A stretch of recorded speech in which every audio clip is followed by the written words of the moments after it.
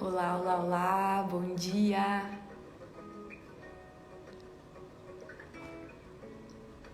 Bom dia, pessoal.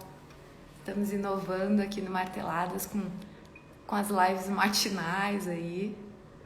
Sejam bem-vindos, Lia, Laine, nossa estagiária querida, que essa semana também iniciou aí fazendo uma live de muito sucesso. Parabéns, Laine, gostei muito de acompanhar a tua live.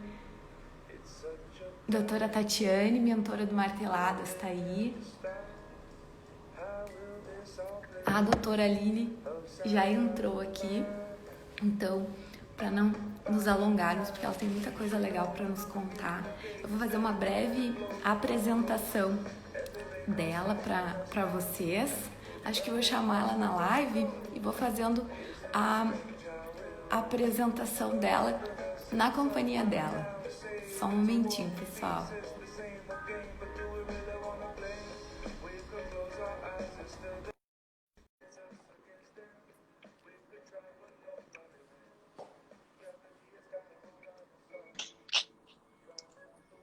Olá, dia, tudo bom dia, bem? Como doutora Aline. estão? Tudo Tudo bem? ótimo. Estão me enxergando direitinho? Tô enxergando direitinho, aham. Que Aí também bom. legal, tá me ouvindo bem? Tá tudo ótimo. Bom dia. Bom dia. Doutora Aline estava dizendo aqui para o pessoal que a gente está inovando com as lives pela manhã aí e que pretendo fazer como fiz na live anterior, fazer uma breve apresentação, porque o currículo da doutora realmente é invejável, é um Imagina. currículo. Então, vou contar para o pessoal um pouquinho aí do que a doutora já fez, para o pessoal saber aí das especialidades. A doutora Aline, pessoal, ela é formada em Direito pela PUC do Rio Grande do Sul. Ela é formada em Ciências Contábeis pela URGS. Para quem não sabe, a URGS é a Universidade Federal do Rio Grande do Sul.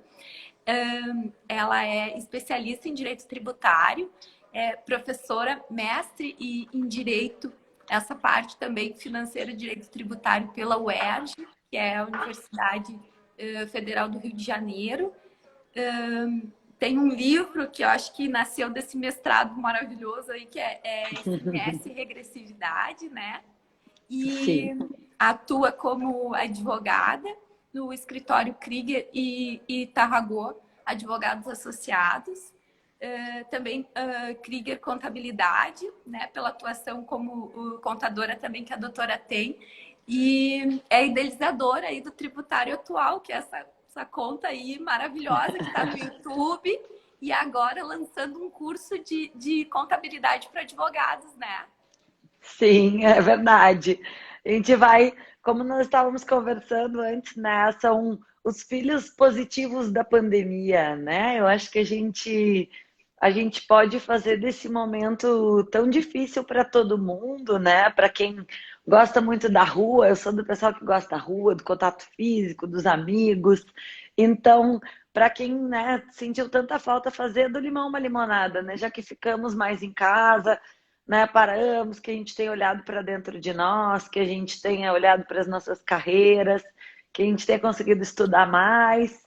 E daí disso, da mesma maneira que eu fiquei sabendo que o Martelada surgiu daí, né, também do momento pandemia, o, o curso de contabilidade para advogados fazia uns 4 anos que eu dizia que eu ia fazer, meus amigos do mestrado diziam, mas é que tu tem que dar um curso. Eu dizia, não, um dia eu vou fazer, mas sabe aquela coisa que nunca dá tempo, né? Então, agora deu tempo de parar, refletir, estruturar, né? Já estão com as aulinhas gravadas, quase todas. Estaremos lançando na semana que vem, todos convidados. Doutora Aline, ontem eu acompanhei um pedacinho da live falando sobre o curso, até para também me atualizar aí dessa novidade, adorei. Ai, que Mas legal. queria aproveitar que a doutora está contando sobre o curso para, de repente, já adiantar aí para o pessoal que está ligado no Marteladas e quem vai ver aí ao longo da semana, porque a live está matinal, mas quem é noturno vai ver lá no período da noite, sobre o desconto do curso. Tem alguma coisa assim, né? O pessoal pode se inscrever Ah, no e-mail e sim. ganhar. Tem o site, que é tributariatual.com.br. Para quem se cadastrar o e-mail no site até o dia 25, vai receber um código de desconto, porque o lançamento do curso é dia 27, tá? Na Quem se quinta que vem. Na próxima quinta. Quem tiver inscrito ali, dia 25, vai receber um código de desconto que dá 50% de desconto no curso para quem se inscrever até o dia 27. Então, assim, o curso vai custar R$ 997. Vão ser 12 encontros, é um curso bem completo sobre contabilidade. Tem ali um mini resuminho de uma live que eu fiz ontem. Na próxima terça, às 19 horas, eu também vou fazer mais uma live esclarecendo dúvidas, né, para o pessoal entender por que é importante esse conhecimento. O curso é para advogados, né? No caso, para advogados e operadores do direito, né? Não necessariamente quem está na iniciativa privada, mas quem trabalha no judiciário, quem trabalha na iniciativa pública, procuradores, onde é que se usa os conhecimentos contábeis, claro, só que principalmente para quem tem uma atuação voltada para o universo das empresas, né? Fica um pouco mais restrito para quem é da pessoa física, porque daí usa menos, né? Então seria focado para quem atua na área com empresas e, né, pessoal do judiciário também para poder melhorar suas decisões. Então, a ideia é todo voltado assim, aonde que na área jurídica a gente usa o conceito de ativo, aonde que usa o conceito de passivo, que é um curso que até onde eu sei não existe nada dessa linha, né? O pessoal, ou um contador que, né, que fala alguma coisa que o pessoal não entende, existe uma dificuldade de conversa entre as duas profissões, só que elas são muito complementares, né? Então, para a atuação de quem atua na área jurídica, ter um conhecimento em contábil é bem bacana. Então, a ideia é fazer um curso básico, né? Só que não tão básico, para mostrar onde é que a gente que suplante o que o advogado precisa ficar sabendo. Então, se inscrevam no site, é www.tributarioatual.com.br. Quem tiver inscrito, dia 25 recebe o código de desconto de 50% de desconto. Então, o curso daí vai sair menos de R$ 500 e pode ser parcelado em 12 vezes. Fica realmente super acessível, porque a gente está nesse momento de pandemia, né? Então, é importante que todo mundo seja compreensivo. Achei muito legal que tu disse que a ideia do Marteladas era justamente para democratizar conhecimento, para a gente conseguir repassar. Quem teve a oportunidade de estudar, né? A questão, o livro, esse realmente ele é oriundo da dissertação de mestrado e a ideia do livro foi inserida pelo Leite na proposta de reforma agora. Então, assim, que é uma das coisas mais legais que já aconteceu na minha profissão, né? Assim, não é, peguei o livro dela e botei, mas se tu ler a reforma e ler o último capítulo do livro, é bem parecido. O pessoal que está Alguém assistindo aí, a doutora, quando fala Leite, está se referindo ao governador do é Rio Grande governador do Sul. Eduardo Leite, governador do Rio Grande do Sul, Que né? demais! Então, assim, que é uma proposta que, assim, até fazendo um paralelo com o que a gente vai tratar aqui de reforma tributária. O que acontece? Tanto a reforma tributária federal, todas as reformas propostas, nenhuma delas objetiva especificamente reduzir a regressividade tributária. O que é regressividade tributária, para quem não sabe, tá? Quando a gente fala em regressividade, esse termo vai entrar cada vez mais em voga. O que significa? Determinados tributos, principalmente os tributos incidentes sobre o consumo, eles têm a mesma alíquota para todos, ou seja, é muito difícil de fazer uma pessoalização. Então, digamos, a Aline compra o mesmo arroz que daqui a pouco o Gari, que ganha bem menos do que eu, né? Então, todas as profissões são merecedoras de respeito, não é isso, mas eu estou comparando a renda final. Então, o que acontece? Em cima, nós pagamos o mesmo imposto em cima de um mesmo produto. Só que o que acontece? Aquele imposto final representa em termos percentuais muito menos na minha renda do que na renda daquela família. Então, quando a gente chega numa família que ganha até um salário mínimo por mês, a gente chega num número, né? Isso tem todas as análises estatísticas no livro, mas essa pessoa paga mais do que 50% do que ela ganha em tributos. Por quê? Muitas vezes o padrão de consumo dessa família se restringe a energia elétrica, que tem uma alíquota de ICM super alta, a questão de alimentação, que também tem a incidência tributária. Então, um dos problemas maiores quando se trata no quesito reforma tributária é quando a gente chega nesse ponto, ok, vamos tributar, porque tem as principais bases tributáveis são patrimônio, consumo e renda, tá? Então, se for analisar numa análise macro, essas são as principais bases tributárias. E daí os governos fazem as opções entre isso. O que acontece? Quando se chega na estática patrimonial, né, no caso, na incidência do tributo sobre o patrimônio, que seria o IPTU, que é o imposto sobre os imóveis, o IPVA, que é o imposto sobre veículos automotores, se tem a incidência tributária sobre um patrimônio, só que ela é uma renda estática. O que acontece? Se fizer uma alíquota muito alta, digamos, não, vou tributar então em 20% o IPVA. Bom, então em 5 anos o teu carro não vale mais nada, porque o próprio imposto já comeu. Então, essas alíquotas são menores para não se ter o que a gente chama de alíquotas confiscatórias, né? É assegurado constitucionalmente que o imposto não pode ter caráter confiscatório. Ele não pode. A gente tem o dever de contribuir, mas não a ponto de que isso confisque o nosso patrimônio. Tá? Então, isso é, né, o princípio do não confisco, que ele sempre tem que cuidar quando a gente bola sistemas tributários. Então, o que acontece? Sistemas tributários são dificílimos de serem montados, porque o que diz a doutrina? Se a gente fizer uma coisa muito simples, a gente tende à injustiça, e ao aumento de desigualdade. A gente já viu aqui no Brasil, porque existem dois conceitos que muita gente não sabe a diferença, tá? Uma coisa é desigualdade, outra coisa é pobreza. Então, assim, às vezes se tá num nível de pobreza e num nível de riqueza, mas existe uma paridade, um nível de desigualdade menor. Então, o que é a desigualdade? Desigualdade é a diferença entre o muito pobre e o muito rico. Tá? É diferente de pobreza. Às vezes tem país que está todo mundo mais pobre, está todo mundo mais rico. Quando a gente tem um sistema que aumenta mais ainda a desigualdade, isso normalmente são sistemas regressivos. Por quê? Porque se tributa mais as classes mais baixas e menos as classes mais altas. É o que acontece hoje na sistemática brasileira. Por quê? A nossa base maior de arrecadatória, ela é incidente sobre o consumo, tá?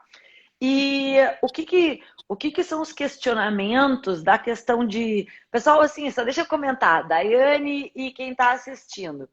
Quem tiver dúvidas, eu estou vendo aqui que bacana, pessoal, aqui. Quem tiver dúvidas, manda aí nas perguntinhas, tá? Pode mandar, pode interromper, pode falar, porque eu sou das que vai falando, né? Eu adoro esse tema da reforma tributária e eu acho muito importante contextualizar vocês de onde que surge esse questionamento todo, né? Então, por que tem esse debate enorme de reforma tributária no Brasil? Então, se tem duas certezas sobre o... Ai, obrigada!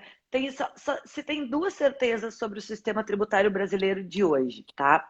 Ele é regressivo, ou seja, no Brasil, sim, o pobre paga muito mais imposto do que o rico, tá? E dois, ele é demasiadamente complexo. Então, o que acontece? Dentro dessa complexidade, se surge, além do custo tributário em si, que é o custo do próprio imposto, surge também o custo do atendimento de todas as obrigações acessórias oriundas desse sistema tributário. O nome disso é custo de compliance, que é todo o tempo que as empresas gastam para atender. Saiu um estudo que no Brasil uma empresa gasta em média 1.500 horas por ano para pagar imposto. Então, olha, agora pensem comigo, tá? Se uma empresa gasta 1.500 horas ano atendendo a obrigações acessórias, são 1.500 horas de funcionários altamente capacitados, gerando relatórios para poder enviar para o governo. Envia-se hoje um para a esfera municipal, um para a esfera estadual, um monte para a esfera federal. Quando eles inseriram o SPED, eles fizeram várias declarações repetidas, enviam-se diversas informações para diversos órgãos separados. Então, assim, e o que, que se chama na doutrina desse custo de compliance? Ele é o chamado peso morto do imposto. Por que, que acontece? O que, que é a finalidade do imposto e do tributo em si? É custear políticas públicas, né? Compete aos... Porque, assim, quando se analisa o tributo, a gente tem duas formas de analisar, né? Quando se analisa em termos de justiça. A gente analisa sob a ótica da receita e também sob a ótica do gasto público. Muitos autores defendem que justiça se vai fazer só sob a ótica do gasto público, tá? Eu já tenho as minhas dúvidas se seria só sob a ótica. Logicamente, as maiores mudanças em termos de justiça social, melhora de qualidade de vida da população e coisas do gênero, é feito de fato sob a ótica do gasto público. Mas aí eu vou me abster de falar sobre a ótica do gasto público, porque eu não sou promotora, eu não sou procuradora de justiça, eu não trabalho na área pública. Então, se alguém está me ouvindo, é vocês que têm que fazer isso. Nesses dias eu fiz uma live sobre a reforma só voltada para os políticos do Rio Grande do Sul. Foi até com o Germano Rigoto, era um debate com ele sobre a reforma tributária estadual. Quem quiser assistir, está lá no site da Mob Caxias. E daí eles me perguntaram, mas isso aí, eu disse, gente, isso é proposta? Agora que vocês são políticos, vão lá brigar pela base eleitoral de vocês, entende? Se está propondo. Mas assim, e aqui, sobre o gasto, sobre a ótica do gasto público, acho que os grandes atuantes têm que ser, de fato, Lava Jato para fiscalizar o que desvia, gente agora nessa pandemia que acharam um monte de desvios. Não pode ter desvio, ponto. Isso é um fato, não pode ter desvio, tem que melhorar a gestão pública. Mas essa não é a minha área, essa é a área dos gestores públicos. A minha área, o que, que é? É receita pública. Como é que o governo vai ter dinheiro para custear? Depois tem qualquer empresa tem roubo, gente. Então, assim, né, tem controles internos, tem isso. Daí os gestores têm que administrar direito como é que eles gastam. Mas tem que ter arrecadação. O Estado não funciona se ele não tiver recursos. E, assim, quando a gente entra naquele conceito, até chegar no Estado fiscal social, que é a organização societária que se tem nos dias de hoje, quando se saiu do sistema feudal, quem tiver interesse nisso, tem um pedaço do livro que fala como é que é o surgimento dos sistemas tributários. Mas, assim, quando se saiu do sistema feudal e as pessoas começaram a se agrupar em estados, né? Qual era o objetivo? Era a proteção, elas estavam sob a proteção do príncipe. Então, ele era um estado patrimonial. Todas as arrecadações eram com base no patrimônio. À medida que surge o imposto, né? Então, assim, hoje em dia, os estudos se tem, o imposto é o preço da liberdade. Então, assim, a gente paga o nosso tributo para ter determinados serviços públicos, para ter proteção, para ter segurança de um ente estatal, para poder cobrar isso dos nossos governantes, para ter infraestrutura. Então, assim, o tributo é visto em termos filosóficos hoje como o preço da liberdade. Mas tem que arrecadar. A função final é a arrecadação para dentro dos cofres públicos. E o que o tributo não pode fazer? O tributo não pode, o sistema tributário como um todo, não pode aumentar as desigualdades. Então, dentro dessa sistemática, a meu ver, sim, a gente precisa de uma reforma tributária. A sistemática como ela é feita hoje, os tributos foram inseridos na Constituição, veio o PIS e o COFINS, que 80% das demandas judiciais são oriundas do PIS e da COFINS, porque ele é um tributo super complexo, né? Quando a gente vem do simples, o super simples, ele veio para ser super simples, ele virou super complexo. Então, isso sim, deixa eu ver as perguntinhas aqui sobre a redução de desigualdade. Vou aproveitar para... Diga. Eu acabei passando a palavra para a doutora Aline. O pessoal já viu aí que ela tem muita bagagem, então já saiu aí nos dando todo esse aspecto aí, até histórico da questão do tributo, para a gente entender melhor. Eu já tinha adiantado para a doutora que aqui no Marteladas o público já é mais misturado, então não é composto de tributaristas lá no tributário atual dela. Acho que o pessoal já é mais voltado, então também quero aproveitar para dizer que quem não segue a doutora, aproveitar e seguir lá O IG é @tributário atual. Vou ficar muito feliz sabendo que os martelados foram lá também prestigiar a doutora, apesar de saber que a doutora tem uma conta no Instagram enorme já, maravilhosa, mas Imagina. aproveitando para dizer que o tema da live fixei aqui é a reforma tributária federal, não lá do Rio Grande do Sul, apesar de Isso, ter essa similitude aí das reformas que estão acontecendo, se discutindo meio em paralelo, né? No âmbito isso. estadual, no âmbito federal.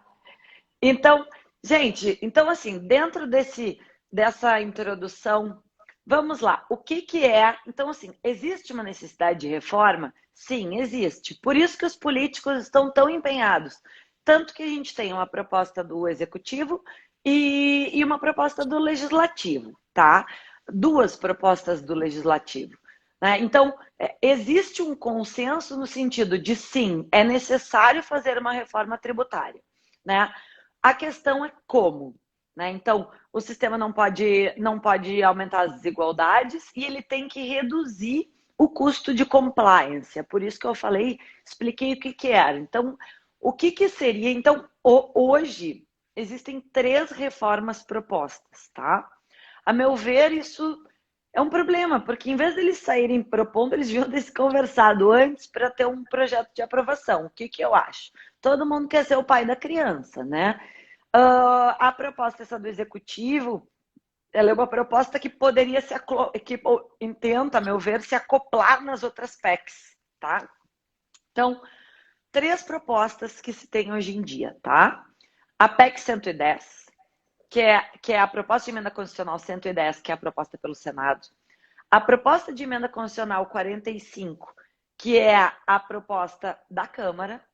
E aí, esse ano veio agora reparem, projeto de lei 3887 de 2020, que é a proposta do Executivo.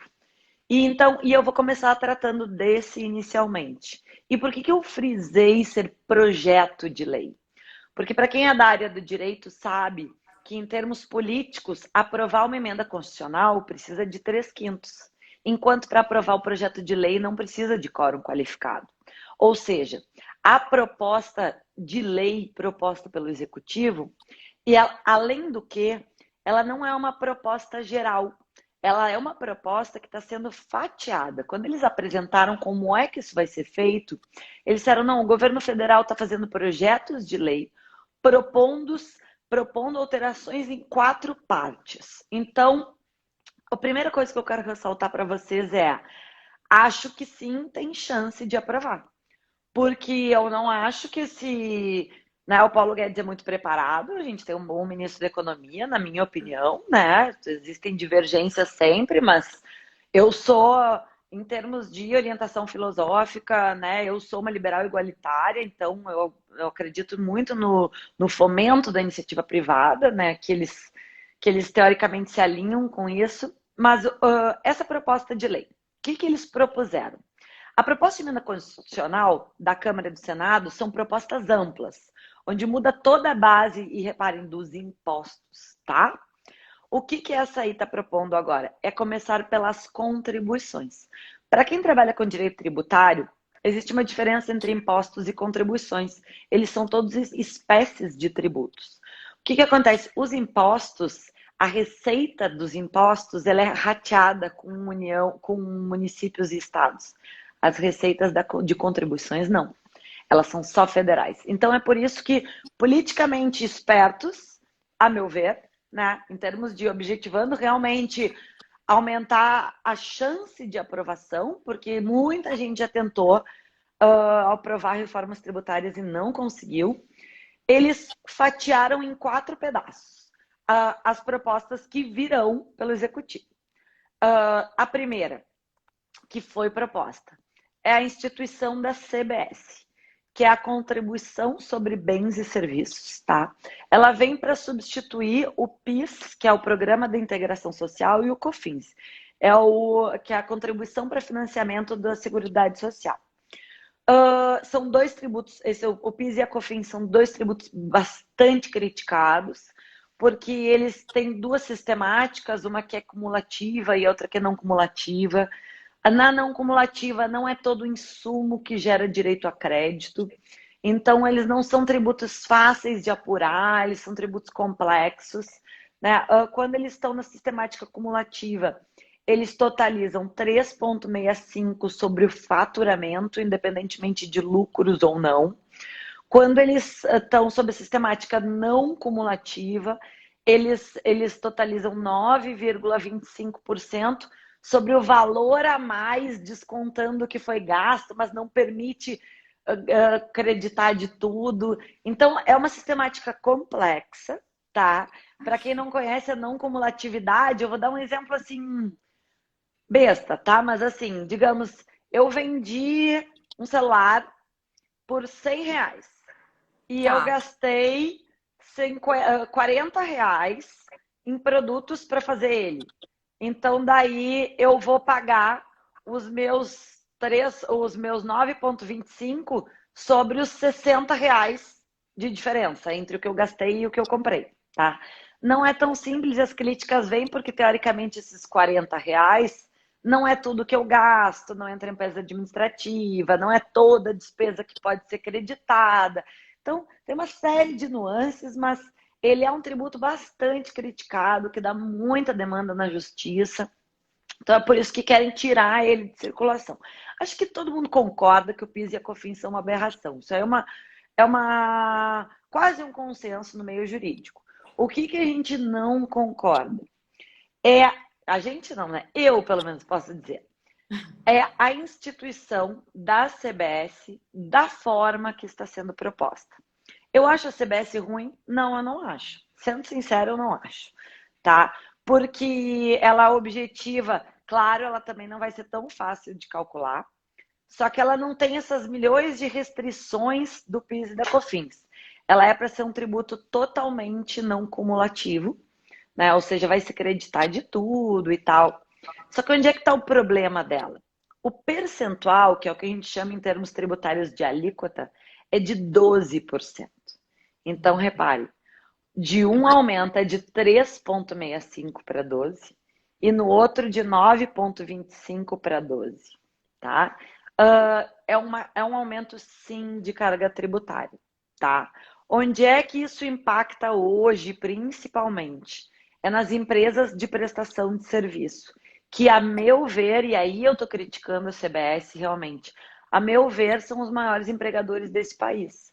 Porque quando a gente chega na indústria automotiva, né, onde tem parques fabris e coisas, que é quem realmente se acredita de muita coisa no seu processo produtivo quando dá apuração do PIS e da COFINS, né? Esses aí aumentariam de 9,25 para 12. Tá.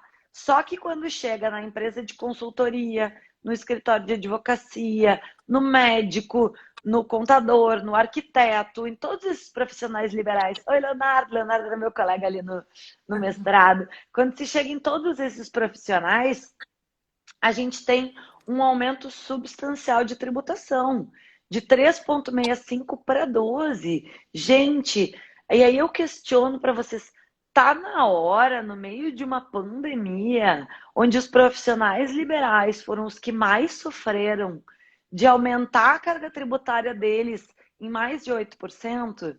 Na minha opinião, não tá. Não é esse o momento de fazer isso. Então, assim, eu entendo que o que o governo objetiva? Simplificar. Então, eles querem, não, mas vai ser 12 para todo mundo. E daí, depois eu vou terminar as críticas mais tarde, mas para explicar por que eles justificam isso. Eles dizem, não, mas vou compensar nas outras fases. Só que as outras fases não estão nem propostas.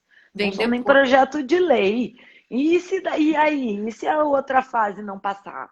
E se a outra fase for daqui a um tempão?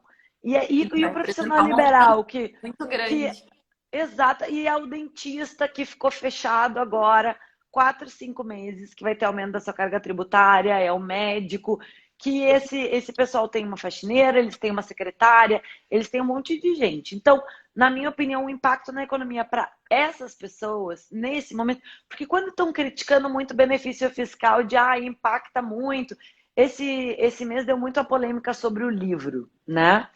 É porque vai aumentar a tributação das editoras, porque as pessoas não vão ter acesso ao livro e tal. Daí, antes da live, eu sempre dou uma olhada na internet, assim, alguns números. E daí eu achei uma reportagem que dizia que o brasileiro é um povo que tem pouco hábito da leitura. E que tem uma média de 5 livros, eu até achei alta, de 5 livros que as pessoas leem 5 livros por ano. Acho muito difícil uma população inteira como a nossa, né? Não dizia qual era a fonte. Então, o que eu vejo? Eu vejo hoje, claro, determinado imposto. Lógico que se aumentar a tributação das montadoras vai aumentar o carro. Lógico que se aumentar a tributação das editoras vai aumentar o preço final do livro. Mas aí eu vi uma reportagem do Paulo Guedes que aí até ok. Essas aí eu acho que a gente consegue compensar com políticas redistributivas. Então daí o governo doa mais livro para bibliotecas públicas, né? Daí realmente seria fazer justiça sob a ótica do gasto público para compensar, né? O, o Condalini ali diz que realmente o brasileiro não tem o hábito da leitura, né? Quando se vai na Europa, é muito comum a gente ver até aquele pessoal andarilho, assim, mais morador de rua, né? Com o livrinho na mão, Na mão, com o claro. livrinho na mão, né? O brasileiro não tem o hábito da leitura tanto, né? A gente produz muita música, muita coisa bacana, mas a leitura em si não é um hábito. Então, eu acho que esse é o benefício que eu não sou tão contra se tiver uma responsabilidade sobre a ótica do gasto público. Mas, quando se pega o profissional liberal, e eu não estou dizendo que não se pode fazer nunca, o que é a minha crítica também da CBS que está sendo proposta? Ela tem o que a gente chama uma vacatio legis de 6 meses. Gente, 6 meses é muito pouco para adaptar todas as propostas, entende? Eu tenho muito cliente, eu trabalho muito, muito com consultoria. E daí era um projeto que um cliente meu estava entrando, um projeto desses de meio ambiente e tal. Então, assim, tu apresenta a proposta para o governo para daqui a um tempo, para entrar, para não sei o que, é projeto para daqui a um ano. E é daqui a um ano. E eles me perguntaram, Aline, e quanto eu considero de carga tributária? Eu disse, eu não sei. Eu não sei porque pode ser que tu tenha que botar, que tu tenha um custo tributário de mais 10% na tua proposta. Ela, mas como assim? E aí o que eu proponho? Eu disse, não sei, olha que grave isso, entende? É uma empresa que trabalha numa área importante para o governo, é uma empresa que emprega uma cacetada de gente, né? Que é muito importante, e ela não sabe nem o que vai propor. Então, assim, quando se tem um aumento dessa forma de alíquota tão grande, eu acho que devia ter sido proposto, e ainda dá tempo deles fazerem uma emenda nesse sentido, pelo menos escalona, né? Então, assim, vai ser a alíquota final 12%? Vai ser 12% final. Não quer atrelar um ao outro, que eles não estão querendo atrelar um ao outro. Mas então, vai ser 12, mas assim, quem era lucro presumido sai de 3,65, nos primeiros 6 meses vai aumentar para 4,65, depois no outro ano para não sei o quê. Pelo menos faz esse aumento escalonado de uma maneira que pelo menos a iniciativa privada consiga se preparar um pouco mais, porque realmente 6 meses é muito pouco. A pergunta, teve uma pergunta aqui de um seguidor que está acompanhando, que inclusive questionou isso, o que seria o possível viável dentro do que está sendo proposto, do que está sendo feito de reforma tributária, para tornar menos desigual, né? Então, seria, no entender da doutora Aline, seria isso, escalonar e não propor uma vacácio de 6 meses e tocar os 12% em todo mundo. Assim, a gente não analisa desigualdade e justiça sob a ótica de um tributo. Então, assim, o que eu defendo? A gente realmente não tem como, num país como o Brasil, desculpa, não incidir a maior carga tributária sobre o consumo. Tá? Existem diversos estudos internacionais que se a gente... Primeiro que quantos por cento, é só a gente fazer um cálculo rápido, quantos por cento da população brasileira tem dinheiro? Né? Mesmo que tu tribute 60% dos que têm renda boa, não tem arrecadação suficiente para sustentar todo o resto. Então, a gente precisa de uma tributação sobre o consumo, né? O que eu tô falando, a minha crítica sobre a CBS, e eu vou te dizer, eu não sou contra a CBS, não. A minha crítica é para proteger o profissional liberal e essas empresas muito atingidas, fazer um escalonamento. Mas isso impacta na desigualdade? Na minha opinião, não. Porque o dentista vai continuar sendo dentista, o médico vai continuar sendo médico, ele vai ganhar um pouco menos. E eu me preocupo muito com a economia, porque sem economia forte não tem dinheiro girando e não tem arrecadação de imposto. Então eu sou super contra trucidar a classe média, porque é a nossa grande base arrecadatória. Só que, em termos de desigualdade, eu sou a favor de tributação, que é o que eles chamam de um imposto de renda negativo. Por exemplo, no Canadá, existe o que se chama, a CBS de lá se chama GST, que é Goods and Service Tax, que são os GSTs, tá? Que são os impostos sobre bens e serviços, a grosso modo, que é a mesma coisa que a CBS, só claro, sobre uma esfera maior. O que eles têm lá, tanto sobre a ótica de imposto de renda, quanto sobre a ótica da CBS? Os GST Credits. Então, ou seja, famílias que comprovam que a sua renda é abaixo de determinada faixa, elas têm um créditozinho. Por quê? Porque elas pagaram aquele imposto. E elas não podiam ter pago, porque elas são pobrinhas. Então, elas têm um créditozinho de imposto. É basicamente isso que está sendo proposto na reforma do Eduardo Leite e que eu propus no meu livro. Porque, assim, se a gente não consegue fugir da base arrecadatória com base no imposto sobre o consumo, então, para diminuir um pouco a desigualdade e a regressividade sistêmica, vamos fazer determinadas devoluções direcionadas. Porque se tu isentar o arroz e o feijão de todo mundo, eu que ganho mais continuo sem pagar arroz e feijão. Por que eu não posso pagar imposto sobre arroz e feijão? Né? Então, não está certo o nosso sistema de hoje. Eu até falei esse tempo, eu tive um problema de saúde há um tempo atrás, que a minha alíquota, como eu tenho direito a deduzir despesas médicas, a minha alíquota final ficou em 2,8%. 2. É pouco. Entende? Por quê? Porque eu tinha dinheiro para custear meu tratamento de saúde, porque eu quis fazer particular, porque eu podia pagar. Mas e tá certo? Porque na verdade quem está pagando é a arrecadação do povo brasileiro. Então, e daí pegando esse gancho, eu vou para falar um pouquinho sobre a questão do imposto de renda, que é o que está sendo proposto pelo governo federal. E aí, minha gente, eu vou dizer para vocês que aí eu tô concordando com eles e vão me dar porrada na internet mesmo. Mas assim, né, a classe média vai ser atingida mesmo, é brabo, né? Vai. Só que a gente tem uma carga tributária sobre a renda baixa se tu comparar com a Europa e coisas desse gênero, né? Então, e não justa, a meu ver.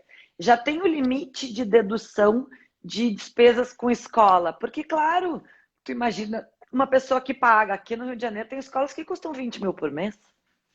E daí, esses filhos dessas pessoas só estudam nessas escolas porque a pessoa tem 20 mil por mês para pagar mensalidade. Não é a realidade da população brasileira. E aí pode deduzir, não pagar imposto sobre isso. Então, é com base nessa justificativa da escola e nessa justificativa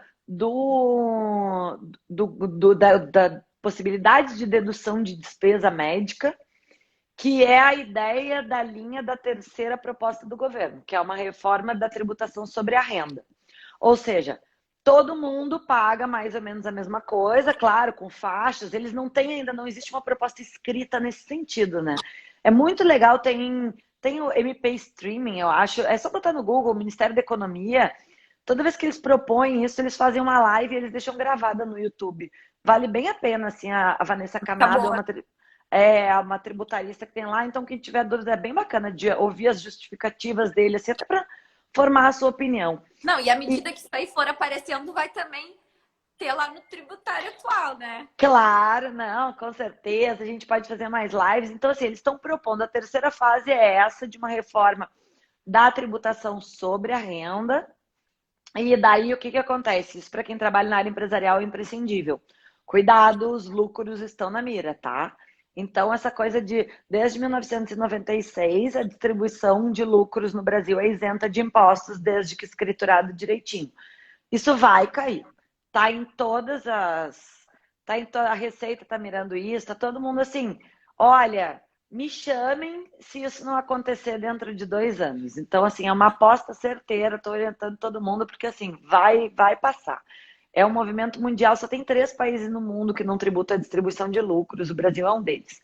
Até a Espanha, que não tributava, já entrou, existe uma tendência mundial de tributação sobre os lucros. Porque por que a nossa base está errada? A gente tributa faturamento. Só que tem empresa que fatura e tem prejuízo. E está pagando imposto. E tem empresa que lucra um monte e paga a mesma coisa. Então, não, a gente tem que tributar o lucro das empresas e não o faturamento. Né? Então, existe toda uma inversão de base. Essa é a fase 3. Só voltando à fase 2, que eles querem apresentar depois da CBS, é sobre o IPI, que é o Imposto sobre Produtos Industrializados. Então, a ideia é fazer, e vocês vão ver isso na mídia, né, o apelido do Imposto sobre o Pecado. O que é o Imposto sobre o Pecado? Em economia, a gente chama... Existem produtos que têm externalidades negativas, ou seja, as pessoas gostam de consumir, mas, na verdade, eles fazem mal para a população. Como, por exemplo, a boa e santa cervejinha do pessoal no final de semana, né? O cigarro. Então, cosméticos, perfumes, porque o que eles entendem? São produtos supérfluos ou com externalidades negativas. A ideia deles é aumentar a carga tributária nesses produtos supérfluos, e isso eu acho bacana, que é uma reforma tentando olhar um pouco mais para esse lado de justiça tributária. E daí, por fim, ó, das meninas ali do Prisma Tributário, eu vou falar a última e daí depois eu digo a minha opinião. Ela perguntou, Tá. na minha opinião, qual fase vai afetar mais a pessoa física? Isso, foi isso que ele perguntou ali. E Entrou outra pergunta ali. ali também, vamos lá, que daí, Tô querendo assim, fazer uma pós sobre tributário. Ó, será que compensa fazer antes da reforma? gente, olha só, deixa eu dar uma dica. Claro que compensa. Sabe por quê? Porque a gente não discute tributo para frente, a gente discute tributo para trás. Tinha discussão de fundo rural. Então, assim, que quando se discute tributário, a gente discute os últimos 5 anos. Então, mesmo que a legislação mude, na pós você vai aprender PIS e COFINS, você vai Vai ter que aprender entender INCRA, tudo de como vai ter que era aprender. antes. Por quê? Porque quando tu chega numa empresa para olhar o que tu vai trabalhar com tributário, ou que seja, vai julgar, os julgamentos são de tributos que já passaram, que já tem, às vezes, alteração legislativa. Foi julgado agora, nessa semana, infelizmente, foi julgado constitucional os 10% adicional do FGTS. Tá? Desde o início desse ano, esse tributo não existe mais. Não tem que pagar mais. Então, assim, ele nem está mais hoje em dia em voga. Só que eram ações milionárias que, para minha tristeza, o Supremo, em repercussão geral, julgou a constitucional. Senão, eu ia estar muito feliz estendendo, né, estourando champanhes aqui, como todo tributarista faz, quando uma tese tributária emplaca no Supremo Tribunal Federal. Então, gente, não tem nada a ver. Quem estuda direito tributário estuda para trás. Lógico, aqui a gente está falando de ideias. Aonde que vai chegar na iniciativa privada essas ideias? Agora, nesse momento, na consultoria, que nem eu falei para vocês, né? Mas o advogado, até chegar no nível de dar consultoria, cobrar por parecer ou coisa do gênero, gente, tem que ter uma corrida aí, é um pouquinho depois da pós, entende? Ela Por... agradeceu ali, super obrigado. Nada, imagina, Acho de que nada. temos mais uma tributarista em Me formação. segue lá no Tributário Atual, olha o nosso curso de contabilidade para advogados Já ali, dá para que começar, já inclusive, pelo ajuda, curso. que é uma maneira de o pessoal que está começando, porque a pessoa tem que se ambientar nesse universo de tantas leis e como é que funciona. Porque o advogado, que ele chama 4.0, é o advogado que dá opinião numa empresa, entendeu? Ele tem que estar ligado em economia, ele tem que estar ligado, então tem que saber o que os rumos da economia tem, que, gente, eu leio todos os dias o informativo de mercado, eu sei que eles estavam esperando o que está acontecendo na economia americana, porque eu tenho que poder conversar com o meu cliente, né? Então, não vou deixar vocês zonzos, mas tem que ter uma série de conhecimentos transdisciplinares, principalmente para quem trabalha com consultoria e parecer. Mas isso, às vezes, uma fasezinha mais na frente. A reforma tributária tende a diminuir a procura por consultoria tributária? Jamais, ela vai aumentar absurdamente, é um supermercado para nós. Então, assim, para a gente, a reforma tributária pode botar uns 20 anos de muito trabalho, porque primeiras empresas vão te contratar para ver como é que elas vão precificar. O que que vai? 20 anos, eu gostei disso aí. Eu acho que até eu vou começar a fazer uma Gente, pós-tributária e já vou começar pelo curso também. essas ações do FGTS, eu tenho ação de 15 anos atrás. Entende? Estava parado lá no Supremo. Ó, o Thiago ali, que é procurador da Fazenda, eles ganharam. Ele entrou aqui, uma bubra, né? Mas a turma da Fazenda é muito Thiago. preparada. Então, assim, quando se discute, porque daí a gente vai vir, vai implementar, e quando o tributo é implementado, aí que os tributaristas vão começar a bater nele.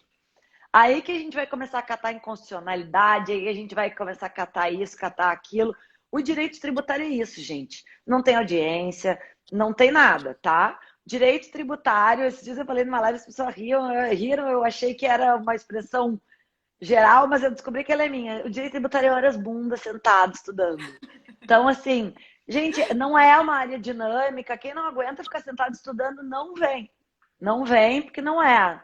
Não é falar com o cliente toda hora, não é ir para audiência, não é sair do escritório.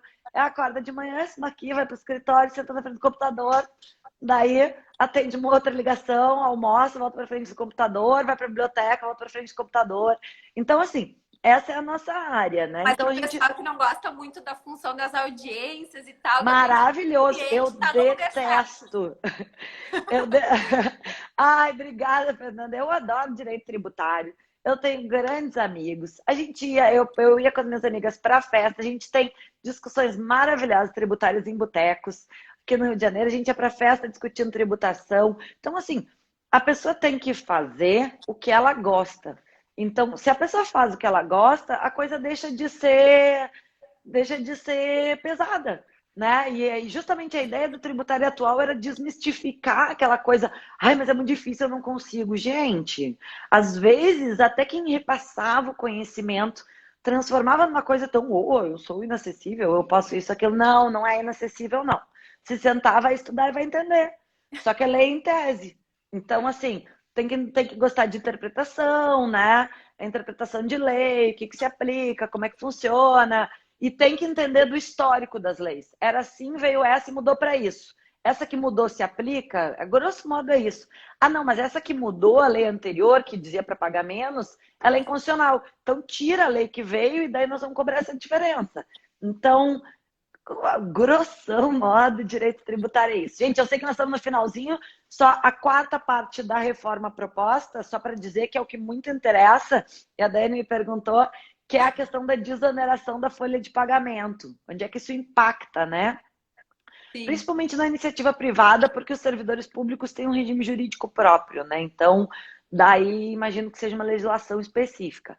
Mas, quando a gente trata de carga tributária da iniciativa privada, hoje, um funcionário, digamos, eu contratei, vou dar exemplos gerais, tá? Um autônomo, eu contratei ele por R$ 1.000.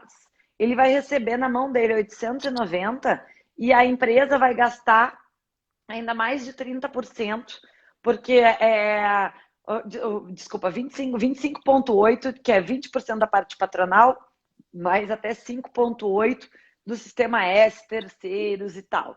Então, o que acontece? Existe um gap de 40% que vai tudo para o governo. Ele sai tanto da mão do empregado quanto da mão do empregador.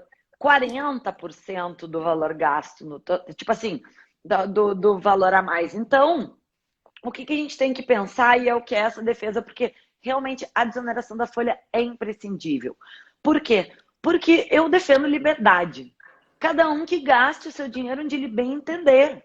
O governo que vai cobrar tributos com base nas rendas das empresas e deixa a iniciativa privada se entender. As pessoas vão negociar salários pelo valor que vai bater na conta delas.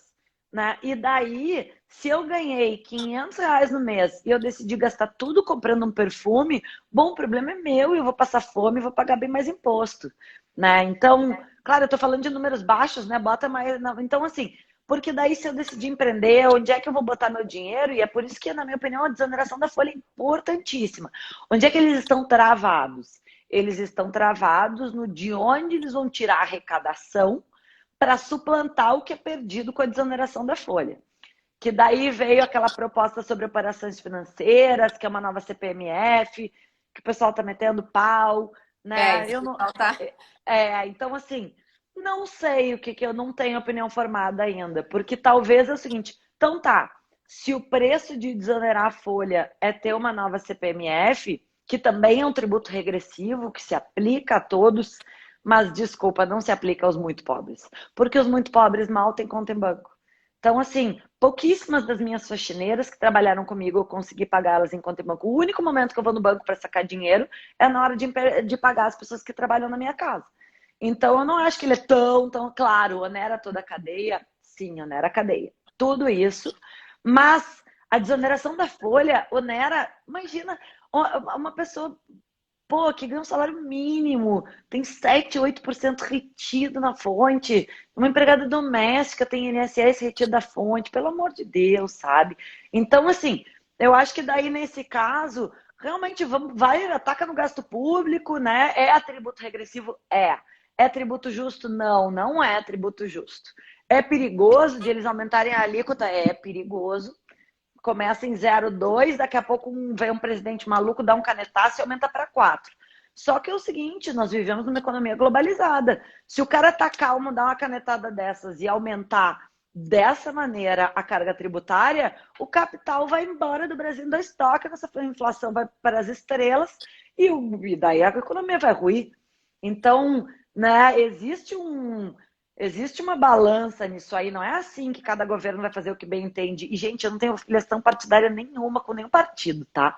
Eu sou É bom ficar bem claro, né? Porque só depois então vai vir assim, alguém comentar na live, né? então assim, nenhum, não sou filiado de nenhum. E assim, e tanto que eu tô falando, quando os políticos pedem, eu falo, nem pergunto qual é o partido. Quer falar? Falo, falei pra Assembleia, quem quiser entrar, fala. Porque compete ao jurista alertar. Gente, né? A gente não é a Venezuela, que o cara. Olha o que aconteceu com a Venezuela. Que o cara saiu canetando e acabou com a economia deles. Então a gente vive num mundo globalizado, a gente precisa de trocas, a gente precisa comprar produtos do exterior, a gente precisa de um câmbio favorável, a gente precisa de uma economia estável, balança comercial e todas essas mil outras coisas que não tem como eu falar aqui, porque é quase um curso de economia. Mas assim, quando se determina alíquotas de impostos, quem é o gestor público tem que ter um pouco dessa consciência, né? E daí, se não tiver, que vá os políticos, as pessoas para a rua e que todo mundo reclame e coisa do gênero, porque daí está fora da minha área, vou reclamar também. Mas a gente não pode, realmente, na minha opinião, tributar da maneira que é tributado hoje. A folha de salários, eu acho um absurdo, porque isso tira, a meu ver, a liberdade das pessoas, Eu tira a também liberdade acho de uma... escolha, né? A liberdade de escolha. Se eu quiser ser responsável com as minhas finanças, então eu vou botar meu filho numa escola melhor, eu vou fazer. Se eu quiser ser responsável e gastar tudo numa festa e ficar devendo, existe uma liberdade. A Constituição nos assegura a liberdade. Então, né, claro, existe a questão da aposentadoria, que ela tem que ser cuidada, a gente corre muito risco de chegar, como é nos Estados Unidos, que o índice de miséria na velhice é muito alto, e isso é muito triste. Então, porque se a gente não tem uma população educada financeiramente, daí ela não tem como se aposentar. Mas desculpa quem é funcionário público, mas eu não acho justo eu me aposentar com um salário mínimo e umas pessoas com 30 mil. Então, assim, né, a gente chegar até que ponto, assim, uma liberdade de mercado, de não chegar no meio do caminho. Assim, eles não têm uma proposta ainda sobre isso, mas tem que ser revisto. Porque isso tira a liberdade até de negociação entre as partes, né? Não, isso Então, que a senhora falou é importante, porque nem precisa ir tão longe nos Estados Unidos, porque aqui na nossa volta mesmo, o pessoal que já está com a população mais velha, que é o caso do Uruguai, do Chile, eles já estão sentindo exatamente isso que a doutora retratou aqui, da questão da questão... miséria na velhice. Então, Exatamente. porque a pessoa perde a potência de trabalho. E o que acontece? É um problema sociológico muito grande. Quem quiser ler o Stiglitz lá, que A daí gente está chegando no fim, tá muito bom o papo. vamos E o lá, mas pessoal me surpreendeu aí, 30 pessoas na live que matinal. Eu que bacana, sou né? Ai, noturna, tô achando o máximo. que legal. Não, vamos. A gente tem que terminar antes, senão não fica O gravado, Instagram né? nos Eu acho derruba. bacana a gente deixar gravado. Mas então, Mas Daiane, eu assim, vou. Gente, quem tiver dúvida. Oi. não, quem tiver dúvida, o que eu ia perguntar para a doutora é se pode mandar aí por ADM, tirar as dúvidas, mandar aqui no Marteladas, a gente também Manda ali no repassa, porque direct. de repente não deu tempo de responder a todos, né? E a gente gostaria realmente de responder a todos. Manda no direct se gostou. Não xingue a gente, não tem nenhuma, como a doutora ressaltou, inclinação Nada partidária, A ou partidário, B, ninguém é não existe político, isso. não. É a questão de Não. realmente uma super especialista aí tá nos dizendo, olha, isso no jurídico aí é determinado. E não nem só no jurídico, né? Porque aí tem uma contadora e quase uma administradora, economista. É um misto aí de umas 5 profissionais na pessoa da doutora Aline. Então, eu gostaria de agradecer muito, muito a generosidade de participar aqui Mas, conosco. Agradecer a Lulu, que foi o elo aí de ligação, que para quem não minha sabe, irmã. da doutora Aline, teve neném agora. Um Sim. abração. E, assim, muito obrigada mesmo. Foi uma honra enorme receber a doutora aqui. Deixa eu ver se eu tenho mais um minuto. Acho que tenho. Vou ler rapidamente o Muda Meu Dia, que é uma cartinha que a gente lê e Claro. coloca pela manhã ali como uma forma de motivação e inspiração. E a cartinha que nos saiu hoje de manhã foi com a seguinte frase: não leve a vida com tanta seriedade. Leve a vida mais leve. Acorde com um sorriso. Tudo será mais fácil. Então, acho que num período que a gente Vou está mostrar passando para vocês, então, o que eu tenho dificuldade, aqui, ó. Eu sempre faço 5 minutos por dia, que é um livro de agradecimento, fica aqui do lado. Então, eu acho que essa é a questão da vida leve, alegre, ela é maravilhosa. Daí eu quero agradecer também imensamente o convite. Muito, muito obrigada. Espero que tenha sido a primeira de muitas. Vamos combinar outras vezes, né? Eu fico muito feliz de estar com vocês. muito obrigada, muito obrigada. Só reforçar aí do curso. Pessoal, assim, ó, não foi nada combinado, nem tem. Realmente estou destacando o curso, porque ontem assisti a live da doutora Aline e fiquei eu própria super interessada em me Ai, inscrever no que curso. legal. Não se surpreenda se aparecer uma Daiane lá inscrita, porque estou vendo aqui a Maravilhosa. questão das minhas agendas, dos meus horários, para me atualizar e ampliar os meus conhecimentos, porque realmente a gente não tem uma cadeira de contabilidade na faculdade, e é uma coisa muito importante para a gente, né? Vai Eu trabalho cair a nossa live. e também é importante dentro do judiciário isso, porque a gente fica, às vezes, um pouco Daiane, deixa eu perdido. só te dizer, vai cair a live. Tu tem que Ah, encerrar, então senão tá ela bom, vai cair. eu vou Para encerrar gravar. aqui. Gratidão, um abraço. Beijo, beijo, pessoal. Muito obrigada. Beijo. Beijo.